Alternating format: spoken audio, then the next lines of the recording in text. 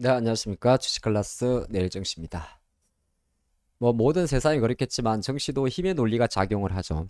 힘이란 건 이제 힘이 강한 세력의 어떤 기침과 재채기에 힘이 약한 세력들은 크게 놀랄 수밖에 없습니다.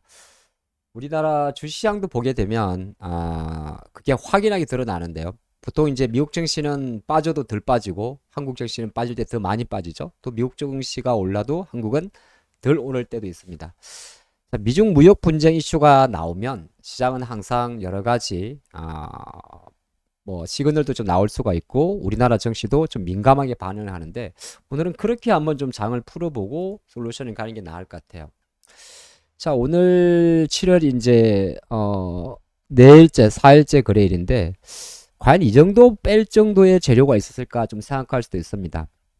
왜냐하면은 뭐 수급이 많이 나온 것도 아니고 또 지표도 좀 나쁜 것도 있었어요. 뭐 어쨌든 간에 물론 약간 가파른 상승이 나왔기 때문에 어느 또 내려갈 수 있습니다. 생각보다 많이 빠지면 생각보다 시장의 민감도가 많다는 겁니다. 그럼 이렇게 되게 되면 약간은 스탠스를 보통 이제 주가가 뭐 개별주도 마찬가지예요. 어느 정도 장기간 행보를 하다가 5일선을 회복하는 강력한 상승이 나오면 통상적으로는 눌림목 자체가 이렇게 깊질 않습니다. 근데 이게 강한 상승의 폭과 하락폭이 비슷하면 나름 시장에서 어떤 뭐 분위기 싸움에서 예를 들어서 생각하지 못한 돌발 변수라든 이런 게 작용을 하는 거죠.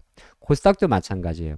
워낙 강하게 올라갔기 때문에 통상적으로는 시장의 보통적인 결에서는 이 정도까지 내려가지 않습니다. 한 요 정도에서 멈추는데 이만큼이 더 내려갔다는 것은 오늘 뭔가 항상 내재되어 있는 악재입니다만은 이런 재료 자체가 시장에서 좀 기계 반응했다는 거죠.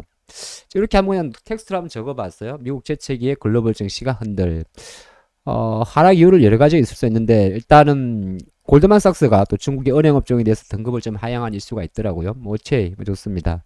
언제든지 있을 수 있는 이유고 또 미국이 중국 기업에 대한 클라우딩을 규제하고 또 중국이 반도체 소재 수출을 규제하는 요 내용은 이제 지금 쌍방으로 서로 규제 정책을 좀 강화하는 거죠. 타이밍적으로 우리가 그런 이야기를 잠깐 했던 것 같아요. 6일부터 9일까지 옐런 재무장관의 방종이 있는데 어떻게 보게 되면 싸우기 전에 먼저 초강수부터 기싸대기부터 먼저 날리려는 시용을 하다 보니까 야, 외교전에서 협상 자체도 정말 이렇게 더티하게 하는구나를 좀 늦게 생각해 볼 수 있습니다. 근데 이거는 이제 우리가 결과를 떠나서 이 말고도 숨어 있는 여러 가지가 있을 수가 있어요. 근데 표면적으로 좀 보면 그러면 보통 이런 이슈, 미중 무역 분쟁 이슈가 우리가 2019년도, 18년도에 다 겪어봤던 내용인데 한 3, 4년 전, 5년 전이죠. 근데 제일 먼저 반응하는 게 대부분이 홍콩 증시가 사실은 많이 반영을 합니다. 왜냐면 홍콩은 기술주가 많아요. 그죠? 기술주.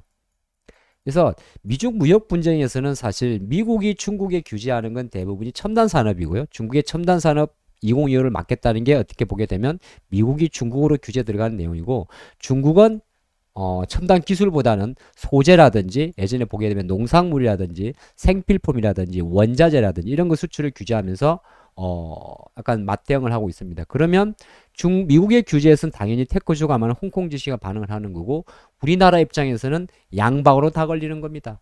원자재 쪽에 소재 원자재 쪽에 중국 또 첨단 산업 쪽에 반도체까지 다. 그러다 보니까 우리가 솔직히 하는 말이 늘 그런 이야기를 했어요. 어떤 이야기를 하냐면 야, 고래 싸움이 맨날 한국 정신은 새우 등 터지더라. 근데 지금 이렇게 한번 메커니즘을 이해하게 되면 역시 그래서 그렇구나. 그냥 우리나라 정치가 뭐 널뛰기 정세라 그런 게 아니라 규제 내용 자체가 미국이 중국으로 때리는 건 보통 첨단 산업 규제하는 거고 중국이 미국으로 맞받아치는 거는 대부분이 소재라든지 뭐 예를 들어서 원자재 이런 다니니까 한국 같은 경우는 대부분이 중국에서 원자재를 수입을 해서 이걸 가지고 첨단 산업으로 만들어서 파는 거니까 양방으로 다 걸리는 거죠. 그래서 이제 한국이 많이 반응을 받는데 그중에 특히 반도체가 많이 흔들립니다. 그러다 보니까 이제 시장 같은 경우는 오늘 같은 날 지수를 많이 뺀 걸 보게 되면 수급에서는 사실 별로 티가 안 나요. 제가 늘 하는 이야기가 어제도 비슷하게 했는데 수급에서 티가 안 날 때가 더 무서운 겁니다. 티가 나면 어느 정도 큰 변화가 있는 거죠. 뭐 수급에 티가 난다는 뭐냐 하면 외국인들이 뭐 5천억 이상을 판다든지 코스닥도 2천억 이상을 판다든지 이런 선물에서 만 계약 이상을 판다든지 이런 것을 티난다 그러거든요. 그럼 과연 이것 자체가 어떤 상황이냐 앞으로 풀어보는 관점에서 자 미국이 중국이 안 좋았단 말은 쉽게 말해서 중국 홍콩 증시가 아까 많이 빠졌다고 했죠. 홍콩이 어느 정도 최근에 저도 그런 이야기를 드렸던 것 같아요. 5월 달에 D판 하락 침체 이슈가 나왔다가 어느 정도 의미 있게 세게 올랐다가 다시 오른 거에 의미 있는 양봉을 지지하면서 반등을 하던 거예요. 그러면 눌려도 이 정도로 눌리면 안 되고 약간 여기서 다시 돌려가야 되는 거죠. 그래야 이 지지선이 의미가 있겠죠. 근데 오늘 어쨌든 간에 뚫어버렸기 때문에 이렇게 되게 되면 이 친구의 역할이 되게 무색해지는 거죠. 그럼 이런 증시가 나왔을 때 우리가 전망할 수 있는 거 내려갈 수도 있고 올라갈 수도 있겠죠. 주식도 마찬가지고 개별주도 마찬가지, 지수도 마찬가지. 원인에 대한 해석은 각자의 방식이에요. 원인 같은 경우는 여러 가지 이유가 복합적입니다. 어떤 게 더 부각되냐 접근하는 방법에 따라 다른 거죠.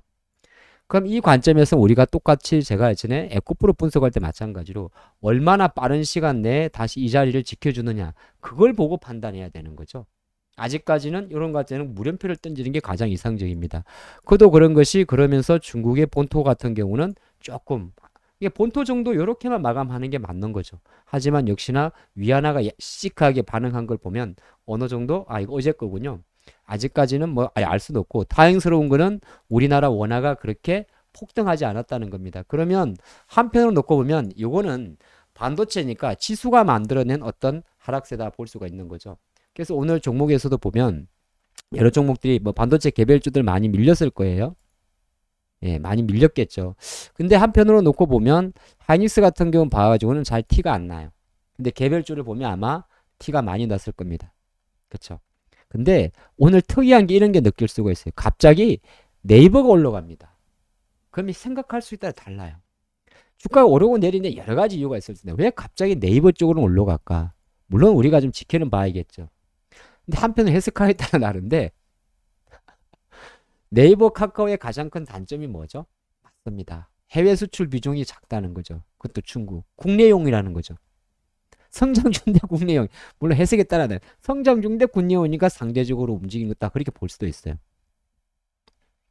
근데 그러면 거꾸로 이걸 가지고 네이버가 계속 올라갈 수 있느냐? 그렇게 해석하기는 좀 그렇고 어느 정도 다시 한 달 이상 이어졌던 하락세에서 멈추는 반등을 시도하는 시그널 그렇게 보면 좋을 것 같습니다. 그래서 제가 어느 정도 자꾸 네이버가 눈에 좀 들어오네 이렇게 이야기하는 거는 어느 정도 이제 하락을 좀 뒤돌릴 수 있는 수급 자체가 조금 존재하네 이렇게 보는 거지. 이게 다시 뭐 추도주로 가고 안 가고의 문제는 아닌 것 같아요.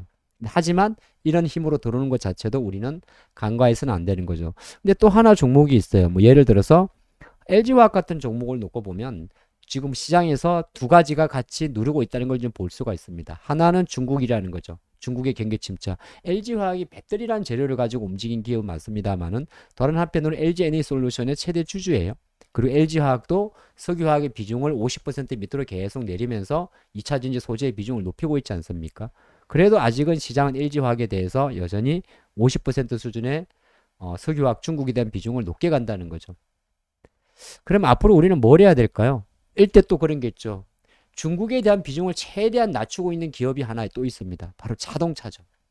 그러니까 한편으로 놓고 보면 자동차의 강세가 다른 한편으로는 그 누군가의 약세를 만들어냈다 볼 수도 있습니다. 뭐 예를 들어서 반도체 개별주에 대한 지나친 수급에 티나지 않게 이렇게 한 방에 때릴 수 있을 정도로 말이죠.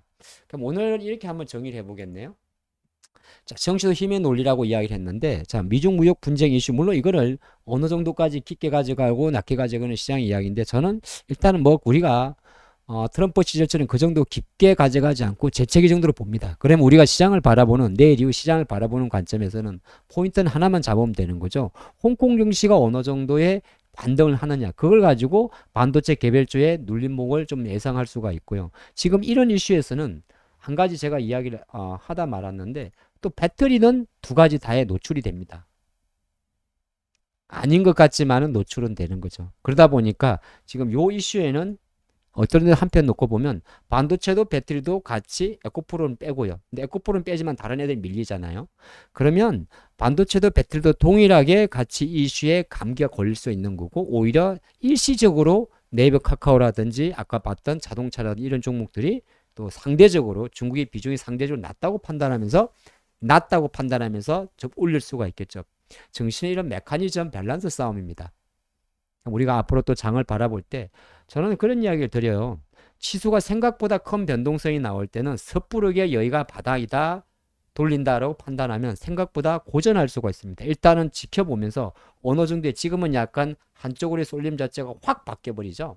이럴 때는 한 템포나 두 템포 정도를 늦추고 일단은 일부 후퇴 자원에서 리스크 관리에 조금 촉점을 두면서 자기의 자력으로 돌아서는 밸런스 게임을 보면서 쉽게 말해서 오늘 좀 내용이 어렵나요? 두 번 정도 청취해 주세요. 보면서 정말 네이버의 어떤 반등 탄력과 또 분명히 네이버의 반등 탄력이 나오면 어딘가에는 빠질 거고 또 네이버의 반등 탄력이 더디면 다시 어딘가는 오르겠죠. 그게 반도체든 배터리든 그 자동차도 마찬가지예요. 그런 메커니즘을 한번 보시면 좋을 것 같습니다. 내일 뵙겠습니다.